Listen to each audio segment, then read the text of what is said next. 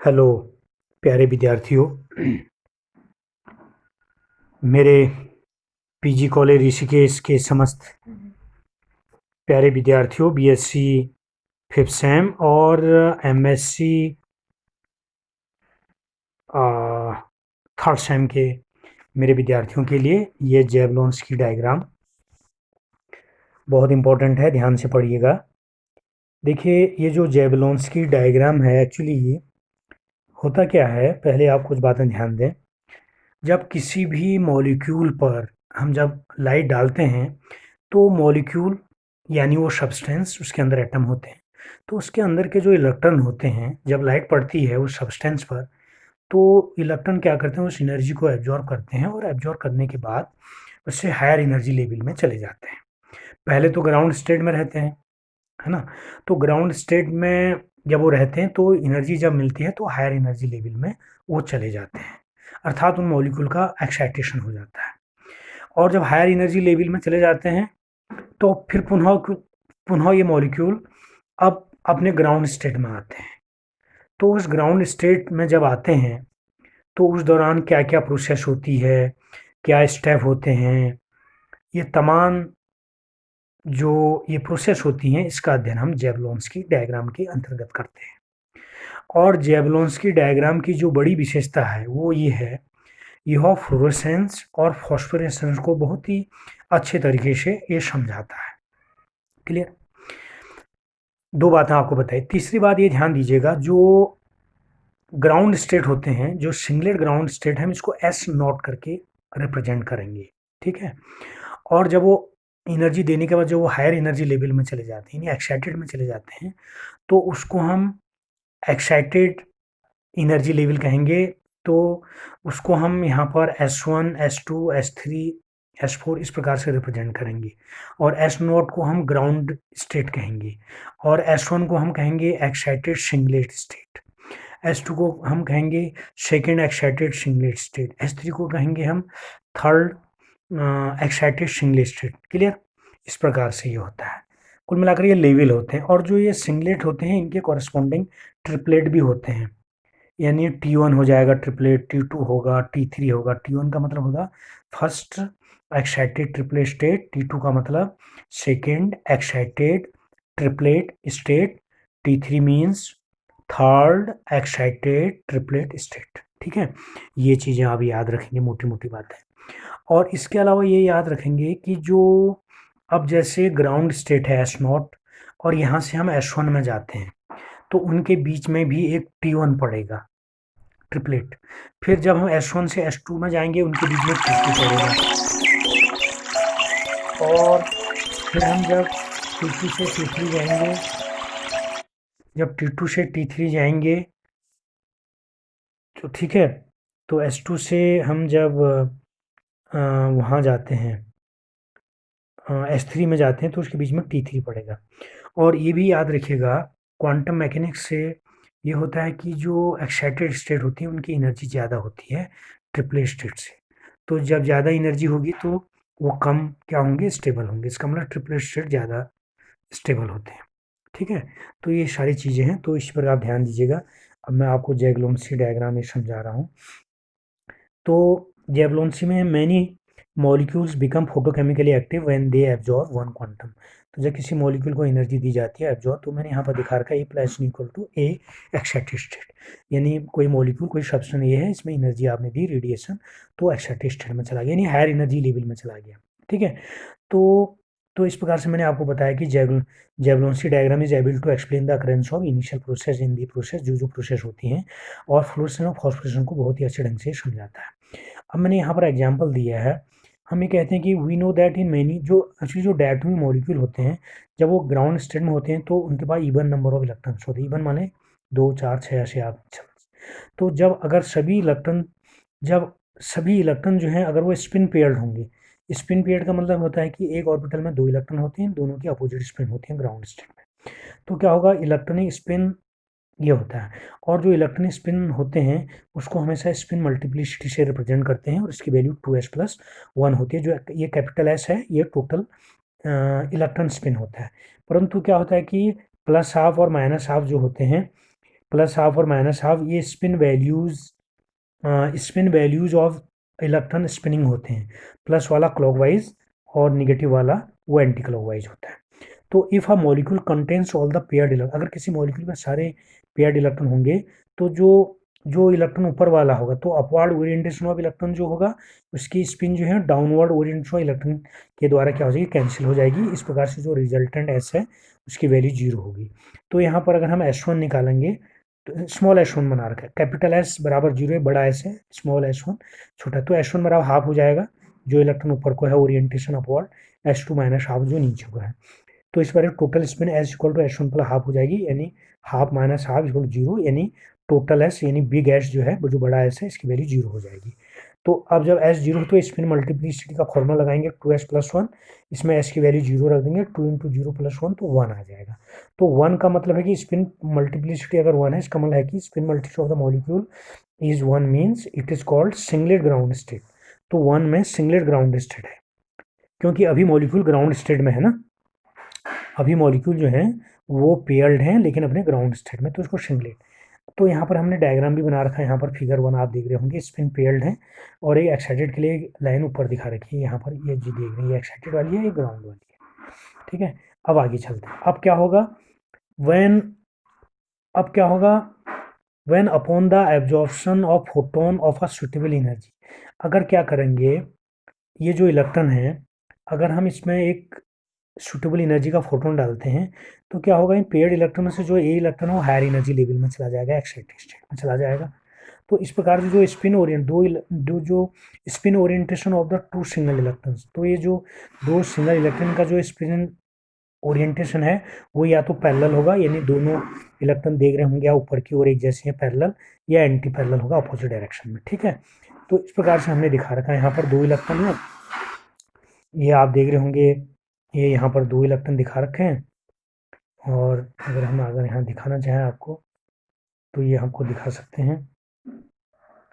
तो अब जैसे ये दो इलेक्ट्रॉन आप देख रहे हैं, यहाँ पर दो इलेक्ट्रॉन देख रहे हैं, है ना, ये शुरू में parallel spin orientation on the absorption light, ये दो इलेक्ट्रॉन है। उसके बाद एच न्यू दिया, तो एक इलेक्ट्रॉन अगर माना जो है parallel spin orientation on the absorption light रखता है, तो एक इलेक्ट्रॉन अगर ऊपर चला गया तो जम मार करके एक इलेक्ट्रॉन ये और एक इलेक्ट्रॉन ये चला, यानी इनकी आप देख रहे हैं सेम स्पिन है, ये हो सकती है, ये पैरेलल स्पिन हुई।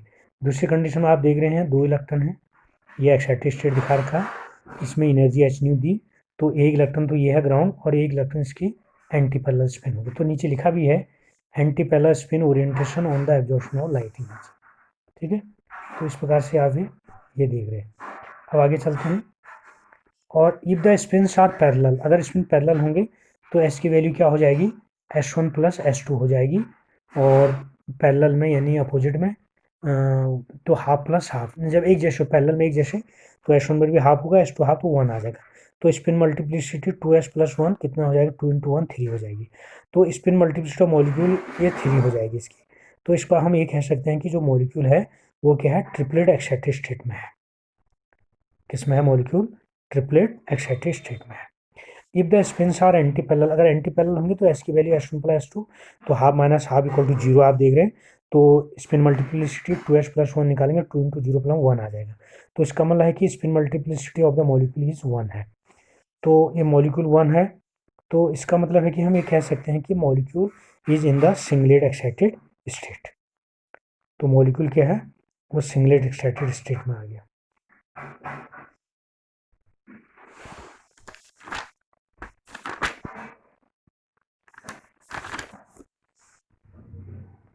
ठीक है, अब आप यहाँ नीचे देख रहे होंगे, यहाँ पर thus we can say the molecule is in the single excited state, ground state ये रिप्रेजेंटेड बाय S0। देखिए ग्राउंड स्टेट को S0 से रिप्रेजेंट करते हैं, और जो सबसे सिंगलेट स्टेट है इनको हम S1 S2 S3 कहते हैं। S1 S2 S3 का मतलब हुआ first singlet excited state, second singlet excited state, third singlet excited state हुआ, और इसी प्रकार इनके कॉरेस्पॉन्डिंग ट्रिपलेट एक्साइटेड स्टेट भी होते हैं जिनको हम T1 T2 T3 से रिप्रेजेंट करते हैं। परंतु ये देखा गया है, जैसे मैंने आपको अभी शुरू में बताया कि क्वांटम मैकेनिकली देखा गया जो सिंगलेट एक्साइटेड स्टेट होते हैं इसकी एनर्जी जो है वो कॉरेस्पॉन्डिंग ट्रिपलेट एक्साइटेड स्टेट से ज़्यादा। तो यहाँ पर दिखा रखा है ES1 equal to ET1 ES2 ET2 इसी प्रकार नीचे भी ES3 ये दिख नहीं रहा है यहाँ पर, तो ES3 is greater than ET3 ये दिखा रखा है। क्लियर। तो इस प्रकार के एक्साइटेड मॉलिक्यूल्स, अब क्या होता है, जो एक्साइटेड मॉलिक्यूल होते हैं रिटर्न टू द ओरिजिनल यानी ground state by emitting energy in A number of ways. तो किस तरीके से वो करते हैं, इसी को हम जेवलॉन्स्की डायग्राम का, तो यहाँ पर डायग्राम देख रहे होंगे। ये नीचे singlet ground state S not देख रहे हैं, ऊपर S1 S2 S3 ये लिखा है यहाँ पर सिंगलेट एक्साइटेड स्टेट। तो ये एब्जॉर्जन, जब ये लाइट एब्जॉर्ब करता है तो या तो इलेक्ट्रॉन जो है S1 में चला जाता है S2 S3 में, फिर यहाँ पर आप समझ रहे होंगे, तो S नॉट से यानी ग्राउंड स्टेट से S1 में जा सकता है, ग्राउंड स्टेट है S2 S3। तो जब S3 और S2 के बीच में जब मॉलिक्यूल इलेक्ट्रॉन S3 में गया और वो S2 में आया तो उसको इंटरनल कन्वर्जन कहते हैं। यानी जब इसी स्टेट में रहता है अपनी एक्साइटेड स्टेट, एक S3 से S2 में तो इंटरनल, या S2 से S1 में आएगा तो उसको भी इंटरनल कन्वर्जन कहते हैं। तो आप ये देख रहे होंगे, तो ये जो है, अब आप देख रहे हैं यहाँ पर ये एब्जॉर्प्शन। अब आप आगे देखिएगा, अब ये जैसे हमने बना रखा है S3 और S2 के बीच में यहाँ पर हमें T3 दिखा रखा है, फिर उसी प्रकार S2 और S1 के बीच में हमने ट्रिपलेट T1 दिखा रखा है, फिर हमने S1 और S ग्राउंड के बीच में ये हमने ये T1 दिखा रखा है। तो जब जब ट्रांजिशन या कन्वर्जन जैसे S3 और S2 में हुआ, ये तो इंटरनल हुआ।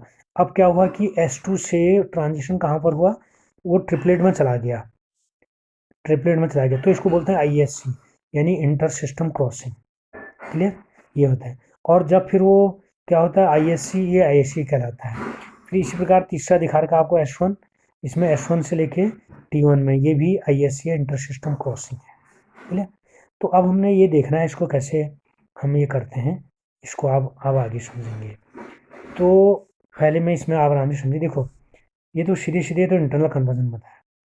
देखो होता क्या है, जब S3 से S2 में वो इंटरनल कन्वर्जन, S2 से S1 में इंटरनल कन्वर्जन, जब वो S1 से ग्राउंड स्टेट में S नोट में आता है, लेकिन अभी भी जो वो इमिट करता है लाइट, है ना, तो अभी भी जब मतलब वो इमिट करता है, इमिशन जो है वो लाइट फॉर्म में नहीं होती है, हीट फॉर्म में होती है।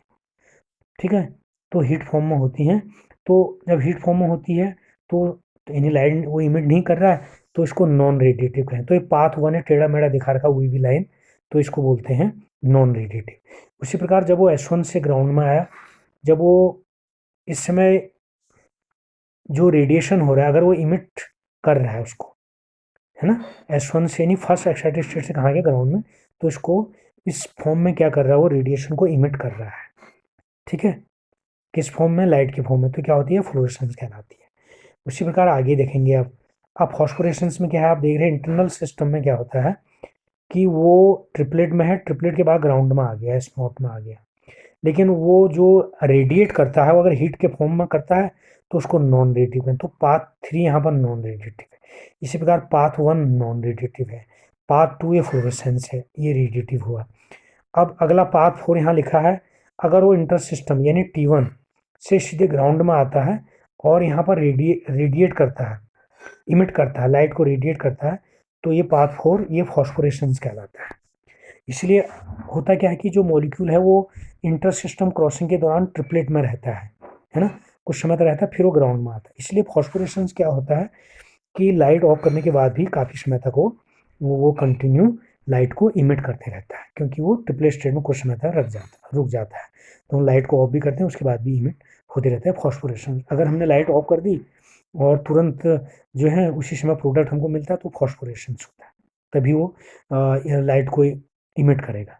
जब हमने ऑन करा है, ऑफ करा, बंद हो गई, तो फॉस्फोरेशंस और फ्लोरोसेंस। फॉस्फोरेशंस क्या हुआ, फॉस्फोरेशन क्या होता है, आपने लाइट को ऑन किया, है ना, इन्हें लाइट डाली, उसके बाद लाइट उसको बंद कर दी, लेकिन उसके बावजूद भी कुछ समय तक ये इमिट करते रहता है फॉस्फोरेशन। तो फॉस्फोरेशन कुछ समय तक इमिट करते रहेगा, even the incident light is cut off और fluorescence is turn off as soon as the light is cut off. ठीक है, तो इस प्रकार से ही होते हैं। तो ये जेवलॉन्स्की डायग्राम विद्यार्थियों आप देख रहे हैं, तो यहाँ पर मैंने सारा समझा दिया। इसमें देख रहे होंगे in the first step of revolting जो बताया, ground state transition from higher excited state S3 S2 ST सी जो लोएस्ट एक्साइटेड स्टेट होता है S1 से होता है, तो इसको इंटरनल कन्वर्जन IC कहते हैं। तो यहाँ पर क्या होता है, जो लॉस ऑफ एनर्जी होती है takes place only in the form of heat के फॉर्म में होती है, इसलिए नो रेडिएशन आर इमिटेड, इसमें रेडिएशन इमिट नहीं होते हैं, इसलिए इस स्टेप को नॉन रेडिएटिव या रेडिएशन लेस ट्रांजिशन कहते हैं। फिर from the first excited state the molecule return to the ground state में आते हैं through one of the following path होना भी बताया था। If the molecule emits rest of the energy also in the form of heat the whole process become non radiative, this is shown by wavy line. तो ये शुरू में जो देखें पाथ वन देख रहे हैं वेवी लाइन, वो ये वाला है। अब हम आगे चलते हैं। आगे क्या है, path second, if the molecule loses energy in the form of radiation to reach the ground state it is called radiation transition, this transition represent fluorescence and is shown by straight line. तो आप path ए diagram देख रहे हैं, path to जो है ये सीधे सीधे यहाँ पर इमिट कर रहा है, तो इसलिए ये फ्लोरेसेंस हो गया। ठीक है, ये आपने बताया क्या कर रहा हो, ये जो है ये क्या करता है कि ये इस समय क्या करता है, मॉलिक्यूल एनर्जी को लूज करता है in the form of radiation. अब पार्ट थ्री क्या होता है, it may sometimes to happen that some energy is lost in moving from first excited single state to first excited triple state. तो जो energy होती है वो लॉस हो जाती है जब वो फर्स्ट आता है, दैट इज S1 से T1 में आता है in the form of heat. तो जिसको ISC कहते हैं, यानी inter system crossing and in non radiative, ये नॉन रेडिएटिव स्टेप है। Further transition from first excited triple state to the ground state in the form of loss of heat. Loss of heat है तो this path three is called completely non radiative. तो आप ये ध्यान दीजिए कि path three आप देख रहे होंगे यहाँ पर, तो T1 से ये ग्राउंड में आ रहा है, ग्राउंड में तो टेढ़ा मेढ़ा दिखा रहे नहीं, वही भी लाइन, तो यहाँ पर भी हीट के फॉर्म में ये रेडिएट कर रहा है, तो इसलिए नॉन रेडिएटिव हुआ।